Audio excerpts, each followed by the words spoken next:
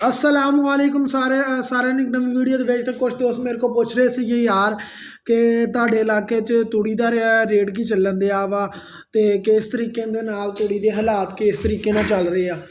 ਯਾਰ ਜਿਹੜਾ ਆਪਣੇ ਇਲਾਕੇ 'ਚ ਤੂੜੀ ਦਾ ਰੇਟ ਜਿਹੜਾ ਚੱਲ ਰਿਹਾ ਨਾ ਉਹ ਤਕਰੀਬਨ ਚੱਲ ਰਿਹਾ ਵਾ, ਜਿਹੜਾ ਮਨ ਦੇ ਹਿਸਾਬ ਨਾਲ ਰੇਟ ਚੱਲ ਰਿਹਾ ਉਹ ਚੱਲ ਰਿਹਾ 700 ਰੁਪਇਆ ਫੀ ਮਨ ਦੇ ਪਿੱਛੇ, ठीक आ।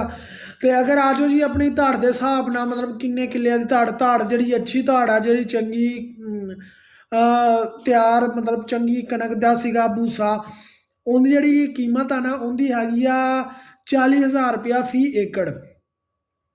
40,000 रुपया फी एकड़ के काश्त होंगी पई आ, ठीक आ। 40,000 काश्त सॉरी कहता काश्त नहीं, मतलब सेल हो रही आ 40,000 रुपये के अंदर, ठीक है। 40,000 रुपये के अंदर कह लो जी, ठीक आ। अगर जी भाई तुसी कहते सी तुहाडी मुक गई, एक दोस्त का कमेंट आया सीगा ते अज मैं सिर्फ कमेंटा का जवाब देन नहीं बैठा हैगा वा। मैं कमेंट अपनी डायरी ते लिखे होंगे आ, ठीक है। तो जेडे कोई कमेंट जिन्ना का जवाब देना बनता होंदा वा, जेडे फजूल कमेंट उन्हों का नहीं, जेडे जिन्ना जवाब देना बनता वा उन्होंने जवाब देना मैं।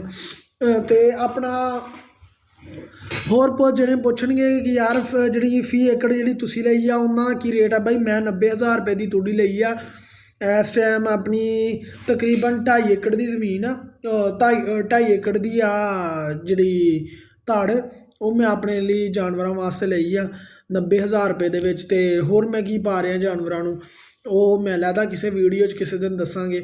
तो सारे जने वीडियो लाइक कर दिओ, शेयर कर दिओ, कमेंट कर दिओ। ओके हो गया।